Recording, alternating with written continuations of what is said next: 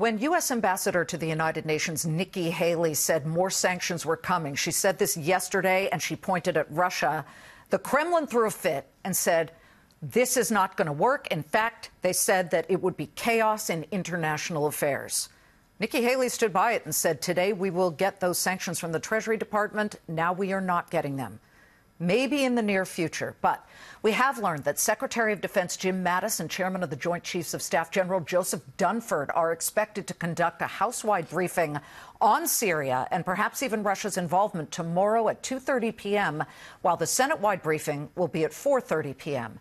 What tone will the briefing set regarding the U.S.'s involvement in Syria? Retired Lieutenant Colonel Daniel Davis served in the U.S. Army for more than 2 decades, served in combat zones, including Iraq and Afghanistan.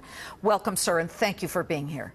Thanks for having me. I appreciate it. Of course. I just want our viewers to get a sense of this, that in 2012, you published a report that detailed how top military and government leaders were telling the American public that the war in Afghanistan was going well, while in reality it was not. So you have a very solid reputation for calling it as you see it, even if it's an unpopular position. So, to that end, can you call the Allied bombings this weekend in Syria as you see them? Will they deter Assad and the Russians from gassing the Syrian people again? No, they won't. Because I've heard people say, you know, it was mission accomplished and we did what we were supposed to. Well, in a very limited terms, in tactical sense, yes, of course it was. We fired 105 missiles. They hit their targets and those buildings were utterly destroyed. But the real question is, and then what? What happens from here forward? What did we want those attacks to actually accomplish for American vital national interests? And that, I think you can say, we really don't have a really clear-cut strategy. It's not clear what we want to accomplish. And even with these sanctions, my expectation is that there's always conversations going on back and forth between Washington and the Kremlin. And who knows, maybe we came to a situation where we can say we can improve our relationship better. Because whatever happens in Syria, however heinous that attack was the other day, it does not affect American vital national interest. We have some interest, but we have to make defense priorities for our country because we just can't do everything.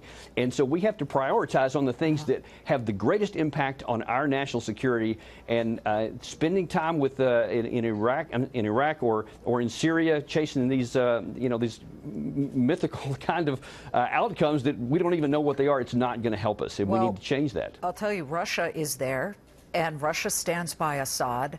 Russia has said that it would shoot down any missiles incoming, but also, I believe they said they would shoot down the place of origin, and that would mean our destroyer ships, our battleships that are in the region. Do you expect that at some point Russia is going to retaliate? I think that was very clear. If we had attacked positions where they were, or if we had hit any of their assets or troops, then I think it's very possible that they would have done that. And I think that's probably why we selected the targets we did. It was very far away from any Russian military affairs. And so I think that's the reason they didn't do that. But they do reserve that right. And if any time that we take, bring their personnel under attack, I think that's not unreasonable that they would do that, which is why we don't want to do that, because the president's instincts are very on the money. When he wanted to get the U.S. troops out of Syria, which he talked about last week before all this broke, and when he says that he wants to improve relations with Russia to the extent that we can, that's also right, because those both play into our interests. You can't have it both ways. Some people would say, Lieutenant Colonel, that if Russia is hanging out with bad actors like Assad, which is exactly the truth, and Nikki Haley spoke it, and they continue to hold operations there, and they're friends with the Iranians, how can you say we want a decent relationship with Russia? Oh, by the way, we also need to get rid of these chemical weaponry depots.